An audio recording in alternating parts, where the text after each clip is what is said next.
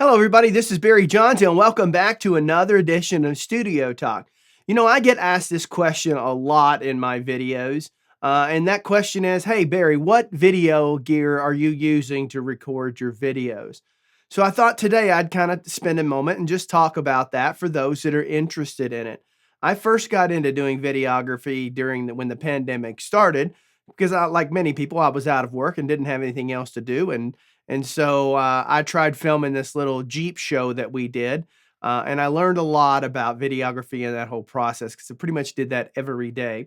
Now that show never really took off. This one seems to be taking off, so let's kind of hope that keeps going.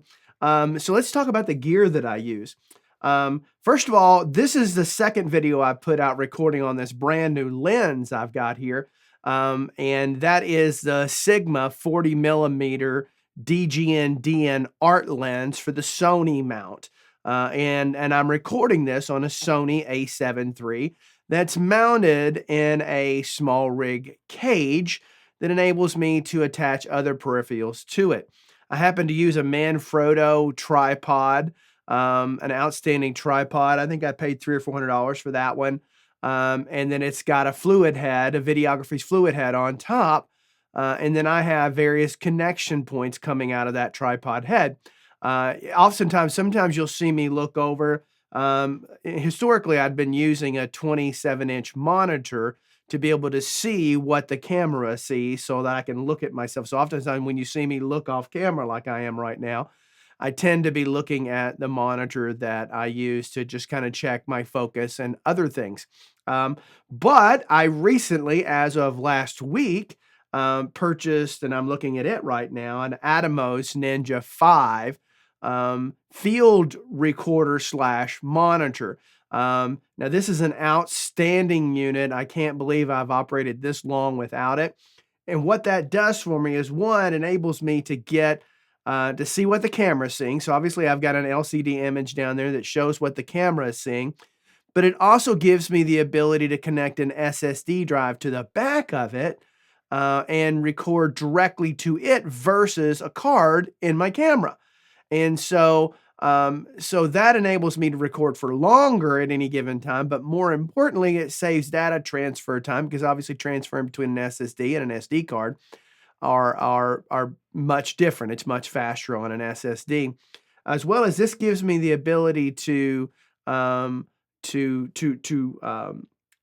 in 10-bit, which the A7 III can only record in 8-bit. So you get a little more resolution in the videos, and so I'm recording to that. Now, at some point, I want to get the A7S III, which is an upgrade from the A7 III on Sony, but it's more centric towards video, which is 90% of everything I do. I'm very rarely taking pictures with the camera. But because of the chip shortage, those cameras have been sold out for a long time. So I'm not sure when that's going to come back, but I plan on selling my A7 III. I also have a Canon EOS R that I use quite regularly. Oftentimes I'm using it to shoot any gear shots. If I'm having to be doing any reviews or some comparison, I'll use that as well as my phone to record that. But back when I was doing the Jeep show, I did a lot of what you call multicam work.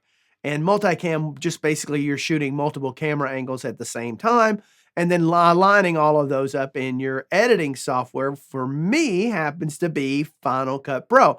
I'm on a Mac. I've done many videos out there demonstrating the M1 Pro, 16 and 14-inch MacBook Pros. I ultimately bought both of them and kept one, and that was a 16-inch, and that's what I use to edit all of my videos as well as to run the studio here in my studio. So I record and edit in that, I edit in Final Cut Pro. I've actually gotten quite fast at it now. I happen to have a controller for Final Cut Pro. It actually is a controller for other things as well, and I'll bring that in and show that to you right now. Now, if this is plugged in, you're going to see all this lit up with menu choices and menu option. Of course, you have all the buttons and controls and dials and everything. And this is a lifesaver in editing video. This is kind of like your controller that you use in the audio world with your faders and controlling plugins and everything else like that. Well, that's what this does for videography. It's by a company called Loop Deck, and this is the Loop Deck CT.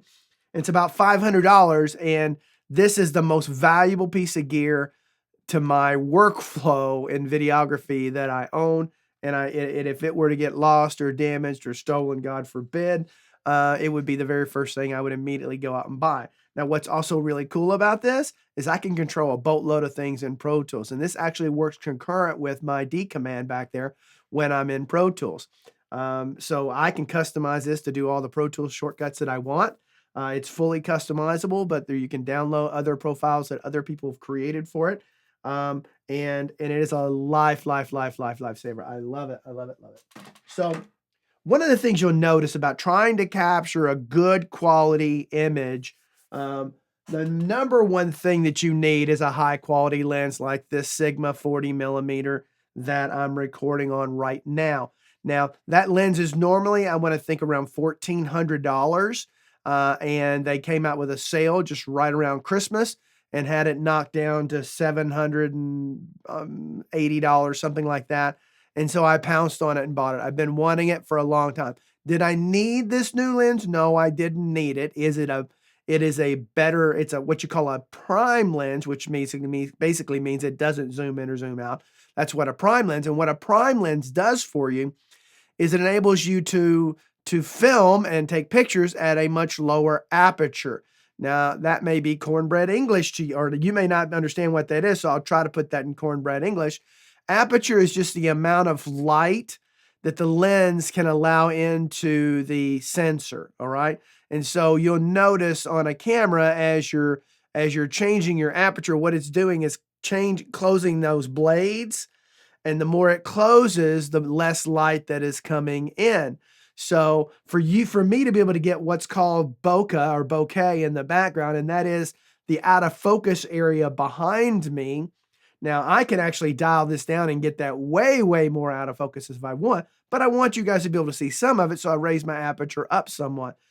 So anyway, you're getting that with the prime lens. The lens that I still love as much that I've been recording all my videos for this channel with has been the Sigma 24 to 70 DGN-DN art lens for the Sony mount. And this is an incredible lens. It is as good as the Sony G Master lens. It sells for, I think, $2,400. I think I paid around $900 for this. I got it on sale as well. I think it's also normally around $1,300 or $1,400. But your lens is what's going to make the biggest difference. The lower you can get that aperture, the better you're going to be able to get your exposure. And all exposure means is it's a balance of the proper light. Now, second to the lens, you may think that the camera is the most important part. And I'm here to tell you it's not. The most important thing in capturing a good quality video or a good quality image is have a good quality lens. That predominantly is the biggest factor that plays into achieving that. Second is lighting, okay? Now, I have above me a 36-inch light dome, and all that is what we call a softbox. It has an Aperture 120D Mark II light or lamp connected to the softbox that's giving me the illumination that I need. And of course, it has this white sheen in front of it to dull that light down so it's not harsh. And you get a soft light, aka soft box. Now I've got that right there, and that is within, like, I'm probably, I don't know, maybe about 5 inches away from touching it. That's how close it is to my face. It's not putting out a ton of light, but enough to get the exposure that I need for this setting, okay? Now after that, right here out of frame that you can't see is I have another softbox that's pointing at the background, okay? And so that's lighting up my background.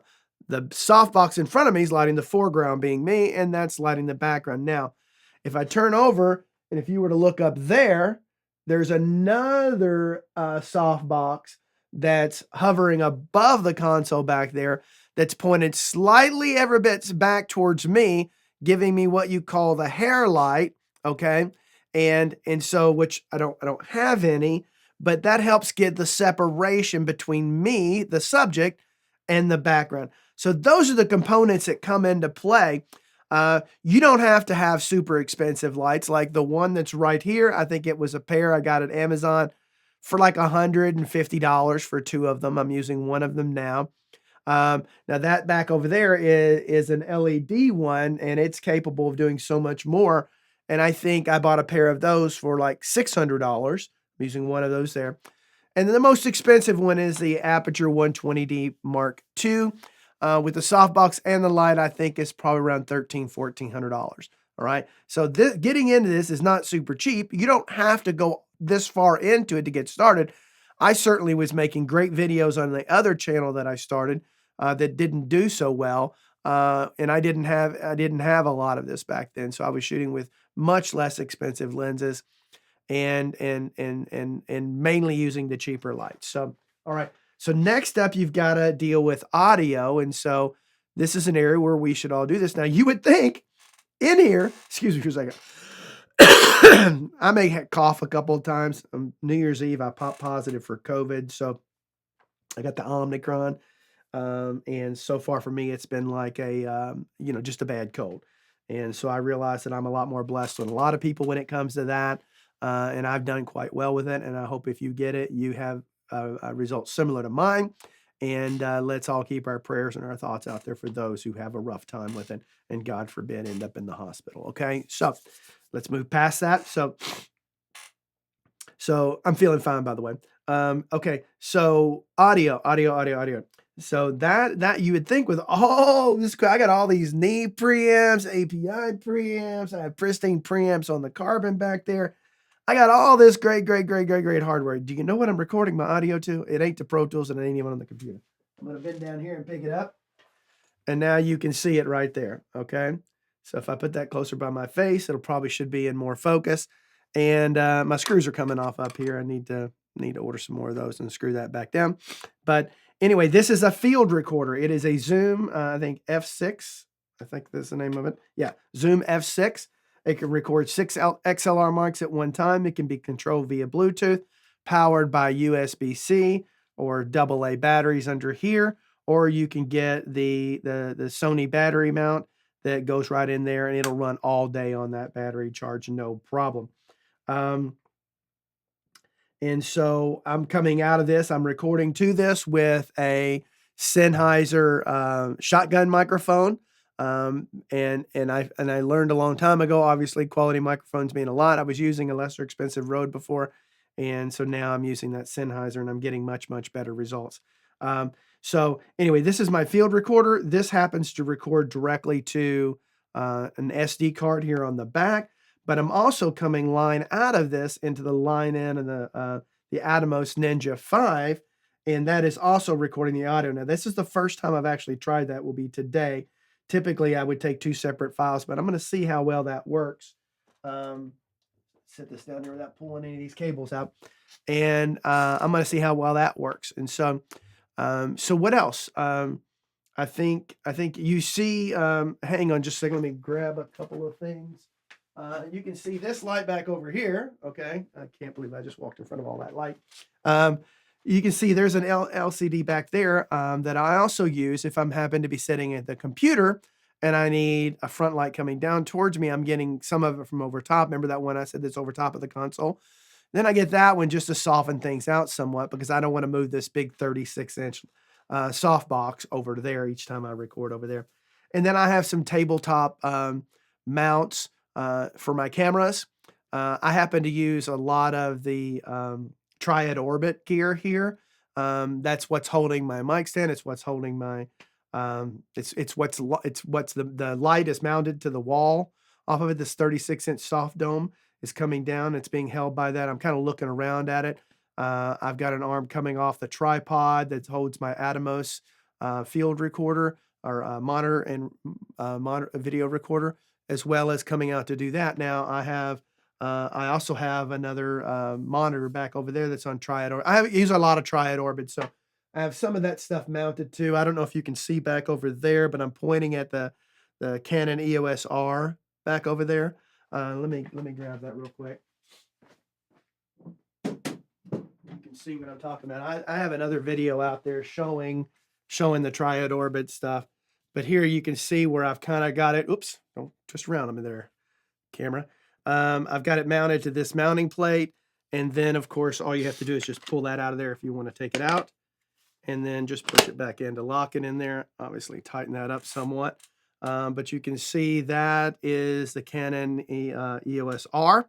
And on here, I have a Tamron 90 millimeter macro lens. And this is a great lens. Oftentimes, if I need to set the camera far away so it's not in frame, to shoot like I did a recent video on the, what do you call it? The LA2A clones and stuff like that. And I was filming the Clark technique with this. And now because it's a 90 millimeter focal range, I can set it like 10 feet away and it'll get just a small image that I'm looking for. And so a macro lens, what that can do is I can actually get super up close, right? I can get up to, I think, an inch or 2 inches away and still be able to properly focus and everything. So it's macro is for taking macro pictures, obviously, or macro video. And so that is my Canon EOS R. If you're asking, hey, Barry, if you had to choose between the Canon EOS R and the Sony, which one would you go with? I'd go with the Sony. The Canon does a fantastic job. If you're taking pictures, I would go with the Canon. If you're doing videography, I'd go with the Sony. That's just been my personal experience. Although it does a great job, it's not as full featured and as well done. And quite frankly, you don't have the lens choices with the R system that you have with the Sony mount. You have a lot of third parties making native lenses to it without having to use an adapter. So anyway, hopefully that covers the gear that I'm using here. I think I've covered it all. I use a suite called Isotope RX8. I think there's an RX9 out, but I didn't see the much value from upgrading that. You didn't seem to get much more. But I do my audio with that. Like I'll take out breaths when I take a breath in between while I'm speaking.